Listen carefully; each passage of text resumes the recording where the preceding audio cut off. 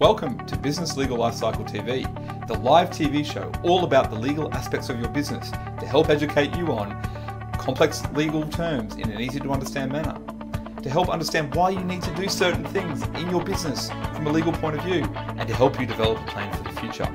Our mission at Business Legal Lifecycle is to help empower all small to medium-sized businesses around the world to get access to legal advice so that they can help build their communities and make the world a better place. Did you know that any business owner is on average 7 months away from losing everything? That is the average time it takes from a successful business to fold when an aspect of their business is not set up correctly. Have you ever wanted to get legal advice but didn't understand what was going on? Do you feel like there is a divide between lawyers and their clients? Then this TV show is for you. It is all about empowering you and your business with the knowledge and tools to ensure that this doesn't happen to you. Business Legal Lifecycle TV delivers a twice-weekly show focusing on the legal aspects of your business. At lunchtime on Mondays, we present Fast Fix Monday, a quick 5 to 10 minute show that will give you some actionable steps to consider for the week for your business. And at lunchtime on Wednesdays, we present our in-depth show of between 30 minutes and an hour, where we go through complicated legal aspects of your business in a simple to understand, plain English manner. And whether that is through educational pieces or interviews with experts in their fields. Hi everyone, and welcome to Business Legal Lifecycle TV. I'm Jeremy Stretton, one of the founders, and also welcome to you if you're watching us on the podcast. Today we're doing a replay of a show that Craig and I actually taped back in October for Business Legal Lifecycle TV, but at that stage we were going through phase 1 conception. And when we were doing that, Craig and I came to the realization that it wasn't really appropriate to play that episode during that month, and that a talk about who is your ideal client and how to find your ideal client is more appropriate in phase 3, ideal client. So we're going to play that today. So I hope you enjoy this show. It's something that Craig and I are very passionate about finding your ideal client. And basically in this episode, we'll go through what you need to do to find your ideal client, how you're going to find them, what to look for. And then if you've got any other questions, on Monday, the 4th of December, we did our Fast Fix Monday show where we talked about the importance of having a ideal client and how you can actually use it in your business. So please go back and revisit that show. And otherwise, I hope you enjoy the show, and we'll see you on the next show. Thanks very much. Welcome everyone, I'm Jeremy Stretton. Hi everyone, I'm Craig Mason, and today we're going to be talking about ideal clients and determining that. It's an important step in the phase that we're talking about this month, which is conception, but you also need to think about it throughout the life cycle of your business. So Jeremy, if you want to put up the first slide. All right, so the first slide is who is your ideal client. So if you're going to sell your services or your goods successfully to clients, one of the key drivers for that success is your marketing, your sales, your product development, your delivery of your services. And in order to do that successfully, you need to have an understanding of exactly who your client is. So obviously having a deeper understanding and clearly defining who your ideal client is will help you identify their pains and their priorities, their buying behavior, those sorts of things. What media are they consuming? Where are they, getting their news and getting their information? Facebook and those sorts of things. And from that, you can also tailor your advertising to who your ideal client is, because you know where they're going to be looking and what sort of message may come across to them. And that allows you to deliver better products, alter your services to deal with your ideal client. So it's a pretty important process to go through. A lot of businesses don't do it. They just kind of think, okay, I'm selling a particular good, therefore I'm selling to everyone. But you need to determine, who your ideal client is so you can, successfully sell those goods or provide those services. So that's the importance of determining who is your ideal client. So today we're going to go through a number of questions that you can answer to put together, what some people call your client avatar or your ideal client, position description, whatever it might be. So that's what we're going to do today. So Jeremy, what's the next slide? You've got building just on building a client avatar. So just on the importance of that, what we always encourage people to do, and we know that a lot of other consultants encourage people to do, is to actually build a client avatar and actually write it up as a real person. A lot of people actually even print it out on a sheet of paper and then stick it in a meeting with them when they're talking about the different parts of their business and the marketing of their business. So what we're going to go through today, as Craig said, is the questions to ask, but the idea of this is to actually build a client avatar. So what this will let you do is it'll let you actually have the idea about who the actual ideal client is. So we're going to break it up into really 3 key areas. The first one are personal details, the second one are business details, and then having a think about how to make a deeper dive on those parts of the business. And finally, we're going to talk about how to actually use that client avatar in your business from a practical perspective. So, Craig, let's kick off into the personal details. Do you want to start off with the first couple of personal details? Yeah, okay. So as Jeremy said, one of the first personal details is the name. So you pick a name, obviously, Neville, Basil, whoever it might be, and that's the name of your client avatar. Then you want to talk about or think about the age or bracket of ages, I guess is probably the best way to deal with who you want your ideal client to be. And you could also, depending on what your product is or your service, the gender of that particular person as well. One of the other personal details is marital status, whether they have any children. So obviously, if you're selling a particular product that's directed towards families, then you want to know your ideal client. Obviously, would include someone that's got children. You might also have in there where they live. Again, relevant to what you're providing, or you might want to be targeting a particular market where they all live in Nanango. So where they live. And then flowing from that, you've got their occupation and what they do. And from occupation, obviously, is the income. So depending on what you're selling, again, you might need a particular annual income that's going to be more likely to be buying your goods. So they're all sort of personal details, obviously, and that's what this part of the episode is about. So Jeremy, do you want to do the next few? Yeah, so I think another important one, if you've got children or if your ideal client's got children, is what schools do they go to, and what, because that can be a way to advertise and you can build relationships with people there. Another one is where do they eat? So are they, do they frequent fine dining restaurants, or do they go to other restaurants, or that kind of information? That's quite important. Another one is where do they holiday? So do they go to the Bahamas for holidays? Do they go to the snow for holidays? Thinking about things like that can be pretty important. Another one are what are their beliefs? Depending on your product, your ideal client might have a belief system that is important to them and might help shape the message that you give them, especially if they're in another market that's different to you. What are their favourite books, music, TV shows? They're all important things to also consider. And yeah, Craig, do you want to go through the next few? Yeah, so flowing from your books, your TV shows, not as popular now, but magazines and papers that they may read, and that'll be either on actual paper, or of course, as more popular now, on iPad or Samsung Galaxy Tab or tablet or whatever it might be. Not that we're advertising for Samsung. No. So you've got your online magazines and papers and what the particular people are reading. And then flowing from that is and probably a pretty important one, is the social media that they engage in. So today, as we all know, a lot of people spend a lot of time on Facebook and Twitter and various other social media platforms. So you want to, as part of your client avatar, determine what your ideal client is looking at. So there's ways of working that out as to the age bracket, what particular place they live, as to they use Facebook more regularly or Twitter or wherever it might be. So that's a pretty big one to come up with. And as we said at the beginning, these things can change as things change with social media, obviously, as well.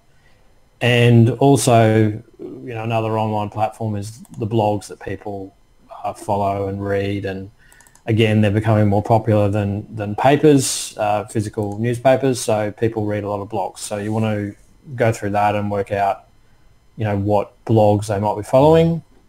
And the last one in terms of sort of online that I was going to talk about was YouTube. So what YouTube videos they're looking at.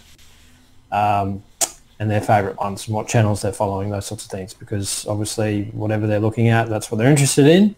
And if your product is something that you want them to be interested in, then you need to work out what the favourite YouTube channels and videos and those sorts of things that they are watching. So that's that one. Jeremy, do you want to keep going with the next one? Yeah, I'll just, before we do that, I just thought this is probably a good point to point out to the people watching and listening to this, that the reason that we're going through all these points is that today the statistics say that people hear and see something between 4,000 and 10,000 advertisements a day. So you can't have your client just being anyone and everyone. So the reason that we're asking all these questions, and I think it's important to just raise it at this point, because a lot of people are probably watching this or listening to the podcast and thinking, why the heck do I need to know all this information about my ideal client? And we'll get into a bit about how to use it, but just bear with us while we go through the different things, because you need to differentiate yourself and find your ideal client. And the way that you do that is by doing this exercise and going through these items. So I just thought I'd raise that at this point, just because some people I know from dealing with people and advising people think often when we get through a lot of this information, well, how does this matter? What does it actually do? And we'll go through how to then utilize that in business at the end. But I just thought that it was good to talk about that now. So the next personal detail is, what do they Google? So what information are they Googling about their business or other interests that they have? That can help guide what you're actually going to get as far as where you're going to find people. So that's very important. The next one is, what do they do with their free time? So the picture that we've got here on the slide is a gentleman watching sport on TV. Do they engage in sports? Are they members of clubs and organisations? Do they love watching rugby league or AFL or gridiron or baseball or basketball? What's their sport of choice or their interests outside work? Because that's how you might find them. Another good one for that is a lot of property developers are massively into European sports cars. I don't know what it is, but it seems to attract them, doesn't it, Craig? And so you might want to look for your ideal client through those kind of clubs, because there are clubs in most countries and in most states. Other ones are, what conferences and events do they attend? There's conferences and events that are held by bloggers and podcasts all over the world. You need to find out what your clients are interested in, because that can be a great way of finding them. Another one can be, what luxuries and pleasures do they indulge in? So that's the where we're talking about there is, do they like to go and have a massage? Do they like to go and pamper themselves? What kind of luxuries do they get into there? And the last one is, what kind of public figures are they interested in? So are they interested in politics? Are they interested in other people like Elon Musk or other interesting people that are out there in the market? So Craig, is there any other personal ones that you think we've missed before we go into business? No, I don't think so. I mean, a lot of them are obviously straightforward, and they're not going to. You don't have to answer every single one of these questions that we're posing either. Obviously, they're some of them aren't necessarily going to be relevant, but it's a structure that you can go through that's going to give you, a lot of information that you want about you from a personal point of view for your ideal client. So it's a good exercise to go through. Yep. But I think that's probably it for personal details. Cool. All right. Well, I'll flick over to business details. Do you want to start going through those? Yeah. So in terms of business details, I know we've said in personal about the occupation, but you really want to determine exactly what they do. So what their business is that you want to attract, if it is a business that you're trying to attract. So, what do they do? So if you're after a property developer, for instance, then obviously you need to sort of have that as what they actually do, depending on what your products or services are. But it's an important thing to determine, because a particular business and what they do in that business will determine whether or not they're going to buy your goods or services. So The first one is what they actually do in their business. Jeremy? Yeah, so the next one is their level of commitment to solving problems. So what do we mean by that? There are a lot of people in business who are in business for their job. And so they don't have a lot of time to actually be working on their business. So you need to have a think about, okay, so what's the product you're solving? Let's use the business legal lifecycle as an example. Here's a product that Craig and I have developed for business owners, and if you're watching today, then you've got a level of commitment that's probably a lot bigger than a lot of other people in business to their business. A lot of people don't spend the time even to watch this or to listen to the podcast to find out more about their business. So if you're doing that, you will see that you're probably in our ideal client. In fact, you are in our ideal client because you've got a level of commitment to your business and working on your business, which is very important. The next one is level of commitment to achieving your goals. So we talked previously on BLL TV and the podcast about setting yourself goals. As a lot of that comes into your level of commitment to actually achieving those goals. So have a think about, if you're selling an advice program or a consultant, what level of commitment do you want from your clients to actually achieve the goals that they set for themselves? So Craig, what else is there for business? The other thing is, the turnover of the business and those sorts of things as well. I think is relevant depending on what your service is. If you're in professional services and a particular business has a particular turnover that you want to attract, that that you can give a lot of value to, then obviously that's a question that you need to answer about the business. So I think that's a pretty big one. Yeah. But yeah, I mean, obviously the scales and determining whether or not they've their commitment to solving problems and achieving goals and those sorts of things. It's you want someone that wants to do this, and if you determine their level of commitment to solving their problems, then obviously you can offer a solution. So pretty big to look at those sorts of things. And a lot of people don't, as Jeremy said, don't look at this stuff. We know that the people that are watching and listening to this are thinking about it, and it's a pretty important step to do. So I think that's probably it for business details, Jeremy, unless you had something else you wanted to add. No, I think that's it for business details. So I'll flick over to the next slide, which is a deeper dive. Now, this is probably where the advice that we're giving you today on the TV show and the podcast is a little bit different to what a lot of other people give. What we want to do here is take a deeper dive on your client avatar. Now, you might be thinking, well, how do I do that? The simplest way is, if you're already working with your ideal client, go and talk to them. All this information you can find out from that person. So, Craig, let's talk about how you can take a deeper dive into your client avatar. So, you can take care of the first one if you like. Yeah. Okay. So, I mean, this is where, as Jeremy said, this gets a little bit different to what a lot of other people are talking about and thinking about, and this is the time to do it when you're in the conception phase, obviously, to determine this. And it's when we say deeper dive, it's a deeper dive into your ideal client's mind. You want to feel like them, think like them. What are they, when they're buying your product or service, what are they feeling at that moment? What are the emotions that they are experiencing? So, not a straightforward process. It requires some deeper thinking, obviously, but you determine that, and the emotions, that what triggers them to buy a particular product or a service, and you're offering that, then what you need to provide to them, and it determines your advertising and those sorts of things, knowing what the person is like and when they're going to buy your particular product and the emotions that they're experiencing when they're going to buy it. So, get in their shoes and write some things down as to what you think they would feel like or what they're feeling at the moment they're buying your service or product.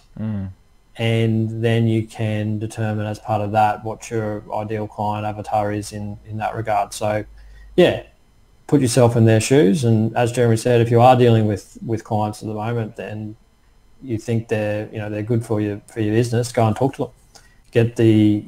Ask these sorts of questions, and then you'll be able to say, okay, well, you're my ideal client. I want to attract more of you, John. Thanks for your time, and start putting together the avatars. So that's the first sort of deeper dive one. Jeremy, what was the next one we wanted to talk about? Yeah, so so the next one, just to expand on the emotions and what they're thinking at the time. So if you've done any research into what people, or the process people use to buy, you'll know that people buy on emotion. So that's why Craig said, what emotions are they experiencing when they're buying from you? But that also goes into, what are they thinking at the time that they're buying from you? What are they saying to themselves? What are the specific words and phrases that they are using? What are they saying to their family and friends? And what story are they telling themselves at the moment? Now, why that's important is, as I said, people buy on emotions, and people, you know for yourself that you'll be thinking certain things as you're making a buying process, whether that be groceries or $10,000 worth of legal services or a $100,000 product for your business. Everyone has an internal voice that is talking to themselves, so you need to determine what the person who is your ideal client is thinking at the time that they're buying your product. Because as Craig said before, that helps to allow you to know where to market it to your ideal client and what they're thinking. Because what they're thinking, you need to basically be talking to them and solve the problem that they are having. So the old know, like, trust you, that comes into, well, knowing what they're actually talking about at the time. So then, Craig, that's the deeper dive. So let's talk about how you do that for your business. Yeah. So we've also got the problems one as well, Jeremy, about sitting in Neville's shoes and. Oh, you're right. Sorry, I did skip over the last one. You do that last one then. Yep. Yeah. So you've done your deeper dive and you want to sit in Neville's shoes and you want to think about what's the biggest problems that are for you right now, and determining what they are, sitting in Neville's shoes, will obviously determine what your service or good may be tailored towards, because you want to, ideally, the whole point of being in business is you're solving a particular problem or meeting a particular need.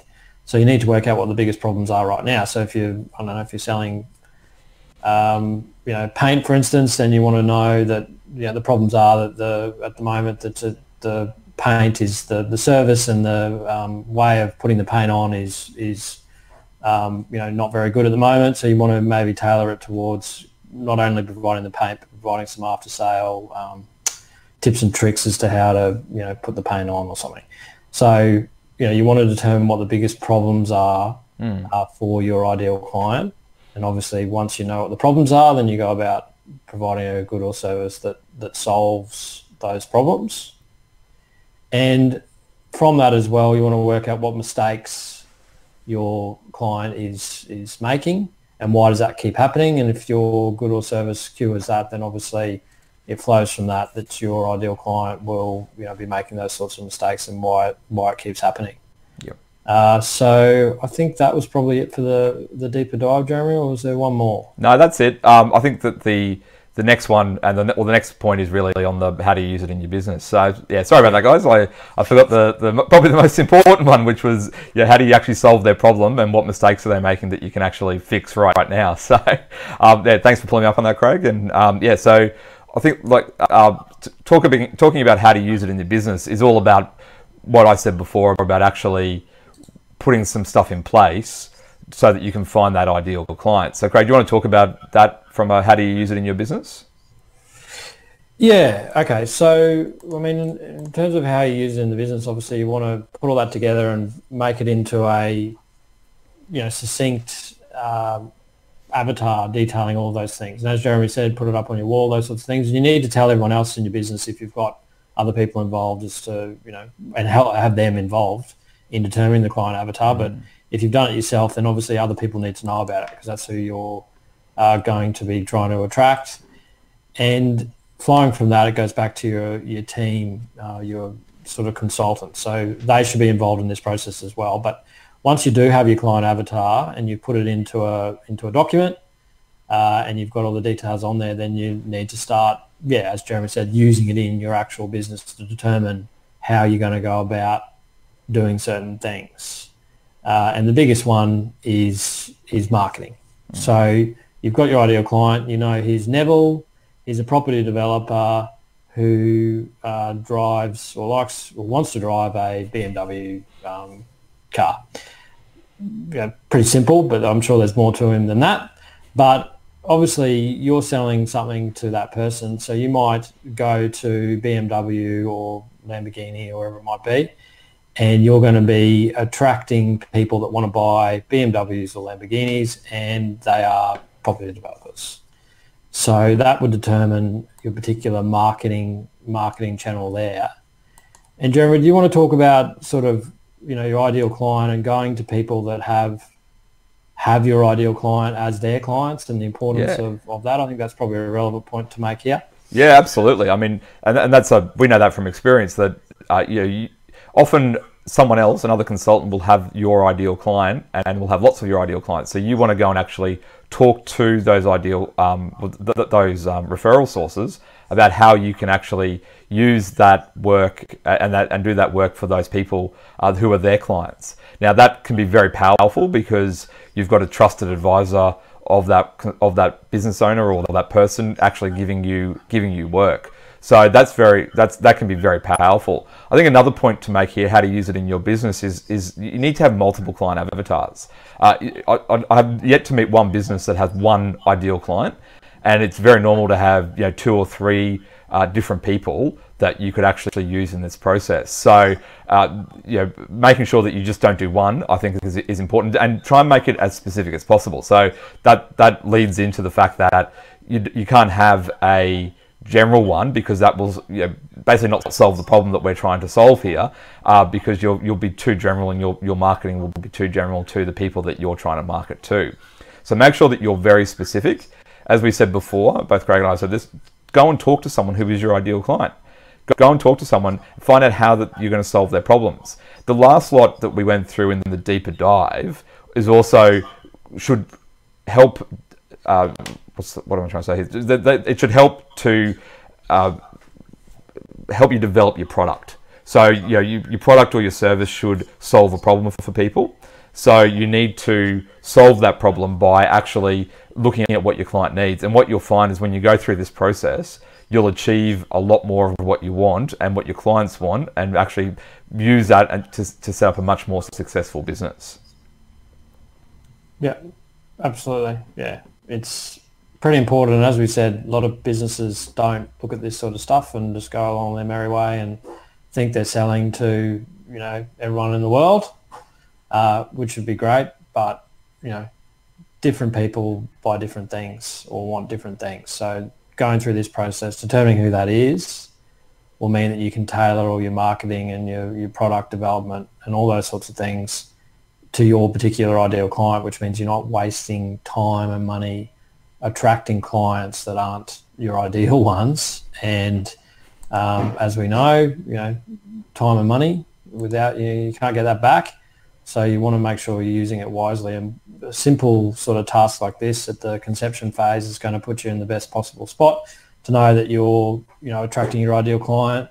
You work out from there, your budgeting and those sorts of things, that your ideal client's going to be spending this sort of money, and that you need a certain amount of these clients to make a successful business. And as Jeremy said, having more than one obviously is a good idea, because you might be in different states or even countries for that matter. You're going to have different avatars, because there's different traits for a different country, for instance, cultural and those sorts of things, that are going to determine a different client avatar to what your avatar is going to be in your domestic market, say Queensland or wherever it might be. So pretty important process. Jeremy, is there anything else you want to talk about, or are we